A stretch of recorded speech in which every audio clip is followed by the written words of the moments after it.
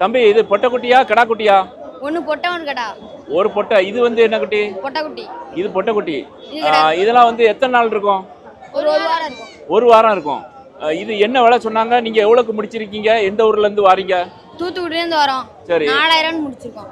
4000 ரூபாய் முடிச்சிருக்கீங்க. சந்தையில எவ்வளவு சொன்னாங்க? 4500 சொன்னாங்க. 4500. இது வந்து எதுக்காண்டி வாங்கிட்டு போறீங்க? வேற ஆடு இருக்கு, குட்டி போட்டு இதாயிட்டு. குட்டி போட்டு குட்டி செத்துருச்சு. சரி. அதனால அந்த குட்டி வாங்கி போய் சேர்த்து விட்டுருவோம். பால் இருக்கு, ஆட்டுல பால் இருக்கு. அதுக்காண்டி இந்த குட்டி கொண்டு போறீங்க அப்படிதானே? ஏற்கனவே வச்சிருக்கிற ஆடு என்ன ஆட்டு ரகம்? கொடியாட்டு ரகம். கொடியாட்டு ரகம் தான். அதோட சேர்த்து இதை இணைச்சு விட்டுறீங்க. அப்ப அந்த ஆடு வந்து இந்த குட்டிக்கு பால் கொடுக்குமா? கொடுக்காது, பிடிச்சுதான் கொடுக்கணும். நம்ம பிடிச்சுதான் கொடுக்கணும். கொஞ்சம் பழக்கி விடணும். அதுக்கப்புறம் பழக்கிறோம் அப்படிதானே? சரி, ஓகே, நன்றி. இதில் பாருங்க, இந்த நாட்டாடு வந்து எவ்வளோ உயரமாக இருக்குது அப்படின்னு சொல்லிட்டு இதனுடைய குட்டி தான் இது ரெண்டும். இது எவ்வளோ அப்படிங்கிறது தெரியல அப்படின்னு சொல்லி சொன்னார். அந்த ஆட்டுக்கு உரிமையாளர் வந்து அந்த பக்கம் போயிருக்காரு அப்படின்னு சொல்லி சொன்னார். அதுக்கப்புறம் இந்த ஆடு பார்த்தீங்கன்னா செனை ஆடுக்கும் இந்த குட்டி போட்ட ஆடுக்கும் வயறினுடைய வித்தியாசம் பாருங்கள். இது செனை ஆடுக்கு வந்து வயிறு கொஞ்சம் பெருசாக இருக்குது. அதுக்கப்புறம் குட்டி போட்ட ஆடுக்கு வந்து லேசாக மெலிவாக இருக்குது. அப்புறம் இந்த ஆடு கூட செனை ஆடு அப்படின்னு சொல்லி சொல்கிறாரு. இது எத்தனை மாதம் செனை? 3 மாதம். அது அதாவது இது வந்து 3 மாதம் செனைன்னு சொல்லி சொல்கிறாரு. அதுக்கப்புறம் இது வந்து 4 மாதம் செனை அப்படின்னு சொல்லி சொல்கிறாரு. இந்த கடா ஆடு இது இந்த ஆடு வந்து எவ்வளோக்கு கொடுக்கலான்னு? 13 ரூபா கொடுக்கலாம். 13 ரூபா. சரி, 2 குட்டி போடுமோ? இந்த செனை ஆடு பார்த்தீங்கன்னா 2 குட்டி போடும். இது வந்து 13 ரூபானா கொடுக்கலாம் அப்படின்னு சொல்லி ஐடியாவில் இருக்காங்க. யாராவது வாங்க வந்தாங்கன்னா அவங்களுக்கு கொடுப்பாங்க. ரெண்டுமே 13னா ரெண்டுமே 13 ரூபாய்க்கு கொடுக்கலாம் அப்படிங்கிற ஐடியாவில் இருக்காரு. கொஞ்சம் பேசி போறதுக்குன்னா கொஞ்சம் குறைச்சி தரவாப்புல. இங்கேயுமே வந்து அந்த நாட்டு ஆடுகள் தான் நிறைய வச்சுருக்காங்க. அதில் வந்து இந்த பாருங்க கன்னி ஆடு ஒன்று இருக்குது பாருங்க. இந்த கன்னி ஆடும் இதில் கலந்துருக்கு. இங்கே வந்து ஃபுல்லாக வந்து இந்த கொடியாடு, புளியம்போர் ஆடு, கரும்போர், செம்போர் இந்த மாதிரி தான் வச்சுருக்காங்க.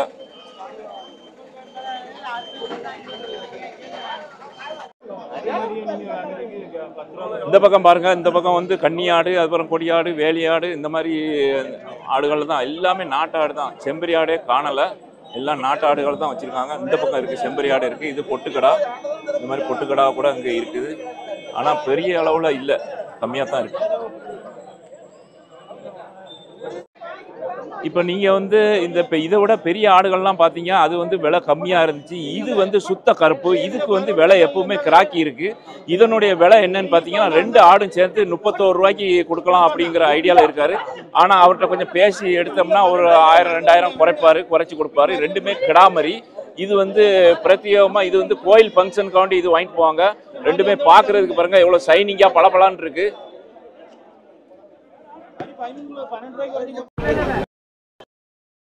பாருங்க, பார்க்குறதுக்கு ரொம்ப சூப்பராக இருக்குது. இது வந்து ஐயா வந்து 8500 ரூபாய்க்கு கொடுக்கலாம் அப்படின்னு சொல்லி சந்தைக்குள்ளே அவர் வெயிட் பண்ணிக்கிட்டு இருக்காரு. இன்னும் வரைக்கும் யாருமே சம்சாரிகள் யாரும் வாங்குறதுக்கு வரல. வந்தாருன்னா அது கொஞ்சம் பேசிக்கிச்சு அவர் கொடுப்பாரு, குறைச்சி கொடுப்பாருன்னு நினைக்கிறேன்.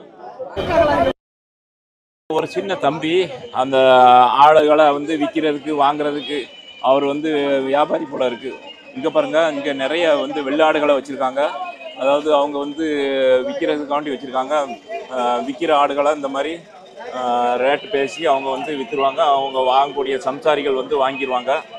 நம்ம இந்த ஆடெல்லாம் என்ன விலைப்பா? இந்த குட்டி ஆடு எவ்வளோ? 3 ரூபா. அதாவது இந்த குட்டி ஆடு பார்த்தீங்கன்னா 3 ரூபா அப்படின்னு சொல்லி சொல்கிறாரு. கிடாவா பொட்டையா? பொட்டாடா. பொட்டாடாம்.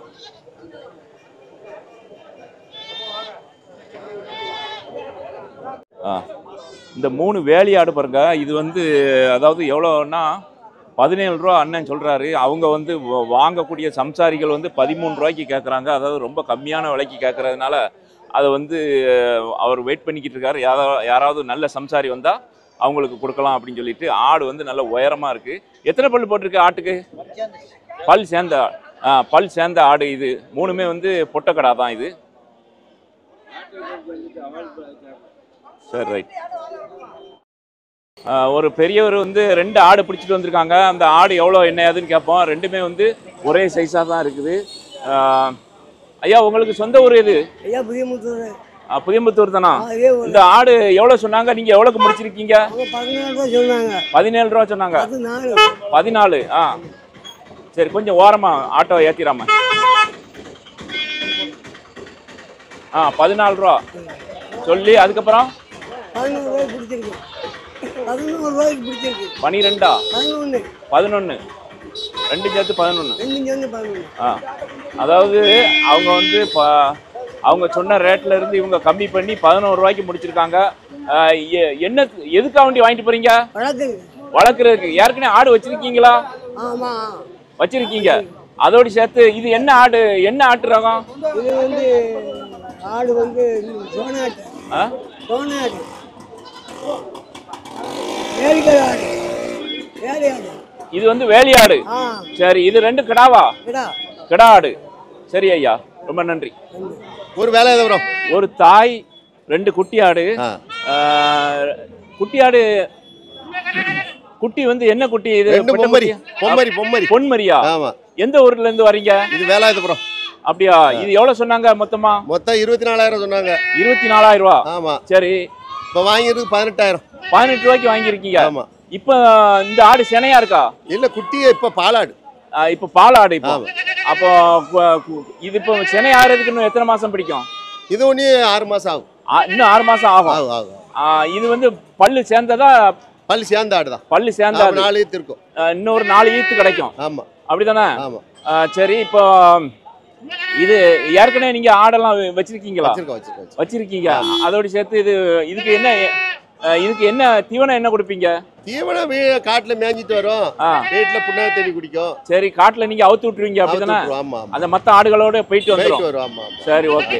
அப்ப தனிப்பட்ட முறையில தீவனத்துக்குன்னு ஏதாவது செலவழிக்கீங்களா? அதெல்லாம் செலவழிக்கிறது எல்லாம் மேய்ச்சல் முறையில தான். அதுதான் எதுவும் போடுறது இல்லை. சரி சரி. வீட்டுல வந்தா கஞ்சி தண்ணி வைப்பீங்க? அவ்வளவுதான். ஏன்னா களி தண்ணி எழுதி இருந்தா வச்சுக்கிறது. ரைட், ஓகே, நன்றி. சரி, இது வந்து எட்டயபுரம் பொட்டுக்குட்டி. இது வந்து சோடி 25 ரூபா. இதெல்லாம் வளர்ப்பு நல்ல சூப்பராக இருக்குது. சில இதுக்கு வந்து கொம்பு சின்னதாக இருக்குது, ஒரு சில இதுக்கு கொம்பு பெருசாக இருக்குது. கன்னி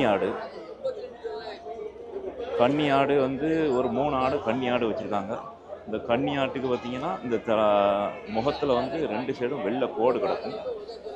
கன்னி ஆட்டில் இது வந்து பொட்டை ஆடு. இதுவுமே வந்து கன்னி ஆட்டங்குட்டியில் வந்து கிராஸ் குட்டி. 6,500 சொன்னாங்க இந்த கடா. இது கடா 6,500 சொல்லி இது 5,500க்கு முடிச்சிருக்காங்க. இது எத்தனை மாதம் குட்டி இருக்கும்? 4-5 மாதம் இருக்கும் அப்படின்னு சொல்லி சொல்கிறாங்க. இது வந்து கொடியாடு தானே? ஏன்னா கொடியாட்டு ரகம். ஓகே ஐயா, நான் உங்களை ரொம்ப நேரமாக பார்க்குறேன். ஆடும் இல்லை, ஒன்றும் இல்லை. நீங்கள் வந்து சந்தைக்கிட்டே நிற்கிறீங்க. என்ன விஷயம், என்ன அதை பற்றி கொஞ்சம் சொல்லுங்கள். ஆட்டுக்குட்டி வாங்குறதுக்காக வந்தேன். சரி, என்னாச்சு? இல்லை, நான் எதிர்பார்க்குற அளவுக்கு உள்ள நம்ம வந்து எட்டயபுரம் பொட்டுக்குட்டி தான் வாங்குவோம். சரி. அந்த குட்டிகள் சரியா வரல இந்த வட்டம். இந்த வாரம் வரல, குட்டி வரல. அப்ப நீங்க வாரம் வருவீங்களா எப்படி? இல்ல, நான் மாசத்துக்கு 1 நாள் 2 நாள் அப்படி ரவுண்ட்ல வந்து பார்த்துட்டு போவீங்க. நீங்க வந்து குட்டியை வாங்கி என்ன பண்ணுவீங்க? குட்டி வாங்கி வளர்த்து விற்பனை பண்ணிடுறது. எங்க கொண்டு விற்பீங்க? வியாபாரிகள் அங்கே தேடி வந்துருவாங்க. உங்களை தேடி வருவாங்க. வளர்ப்பு குட்டியை பார்த்து நல்ல வளர்ப்புனால தேடி வந்துருவாங்க. சரி, இப்போ நீங்க எத்தனை குட்டி வச்சிருக்கீங்க? நான் இப்போ ஒரு 7-8 குட்டி வச்சிருக்கேன். நீங்க எட்டயபுரம் பொட்டுக்குட்டி மட்டும் தான் வாங்குவீங்களா? ஆமா, அதுல நமக்கு ஒரு இன்ட்ரெஸ்ட் இருக்கு. அதுல ஒரு இன்ட்ரெஸ்ட் எனக்கு உண்டு. சரி, வேற எந்தெந்த சந்தைக்கெல்லாம் போவீங்க? இங்க போவேன், எட்டயபுரம் சந்தை. எட்டயபுரம் சந்தைக்கு போவீங்க? இந்த 2 சந்தைக்கும் போவீங்க? சரி, இது நீங்க ஏற்கனவே பரம்பரையா செய்றீங்களா இல்ல இப்பதான் ஆரம்பிச்சீங்களா? நாங்க வந்து எங்க அப்பா காலத்துல வந்து இந்த மாதிரி எங்க அண்ணன் எங்க அப்பாவங்க எல்லாம் வளர்த்தாங்க. சரி. பிறகு நாளடைவுல வந்து நான் வந்து வேற மெக்கானிக்கல் வேலை பார்க்கறதுனால இதுல வந்து இன்ட்ரெஸ்ட் இல்லாம இருந்துச்சு. சரி. அதுக்கப்புறம் இப்பதான் வளர்க்குறேன். இப்பதான் வளர்க்குறீங்க. எப்படி உங்களுக்கு ஆர்வம் வந்துச்சு? ஆர்வம் வந்து எல்லாம் நீங்க தான் காரணம். உங்க யூடியூப்களை பார்ப்பேன். சரி. அதுல பார்த்து ஒவ்வொன்றா பார்க்க அதுல உள்ள இன்ட்ரெஸ்ட், அந்த வளர்ப்பு முறை இதெல்லாம் பார்த்துட்டு உங்களுக்கு ஒரு ஆசையை தூண்டி விட்டீங்கன்னு தான் சொல்லணும். ஆமா. சரி, ரைட்டு, ரொம்ப சந்தோஷம். ஆமா. அதை பார்த்துட்டு அதுக்கப்புறம் உங்களுக்கும் வந்து இதே மாதிரி வாங்கி விற்கலாம் ஒரு ஆமா கண்டிப்பா. சைடு பிசினஸா வச்சிருக்கீங்களா மெயின் பிசினஸ்? இல்ல, சைடு பிசினஸ். சைடாட்டு. ஆமா, நான் வாங்கி இது மாதிரி ஒரு குட்டி 3 ரூபா 4 4.5 வாங்குவேன்.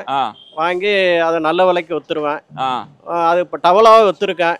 திரும்ப இப்போ வாங்கி நான் வளர்த்துக்கிட்டு இருக்கேன். அதிகமாக வாங்குறது இல்லை. இப்போ நீங்கள் வளர்க்குறதுக்கு அதுக்கு முயற்சி எடுக்கணும்ல, அது அந்த வேலையை யார் பாப்பா? அது வந்து காலையில் 1 மணி நேரம் வேலை தாங்க. காலையில் நல்லா தொழுவெல்லாம் கூட்டி போட்டு ஆட்டுக்கு இற வச்சுட்டு போயிடுவேன், தண்ணியும் வச்சுட்டு போயிடுவேன். பிறகு சாயந்தரம் வருவேன். எங்கள் ஒய்ஃப் இருக்காங்க, அவங்க வந்து மத்தியான நேரத்தில் கொஞ்சம் வீட்டுக்காரமாக பார்த்துக்கிடுவாங்க. சரி, அந்த நம்பிக்கையில நீங்கள் வந்து வாங்கி விட்டுருக்கீங்க. 2 வருமா சேர்ந்து செய்றீங்க. ஆடு வந்து மேய்ச்சலுக்குலாம் கூட்டு போக மாட்டேன்? மேய்ச்சலுக்கு விட்றது கிடையாது. சரி, பருத்தி விதை, மற்றபடி இந்த துவரந்தூசி இதுகள் வந்து காலையில் உணவாக வைப்போம். சரி, நீங்கள் விலைக்கு வாங்கி கொடுக்கறதுனால உங்களுக்கு வந்து பெரிய லாபம் இருக்காத?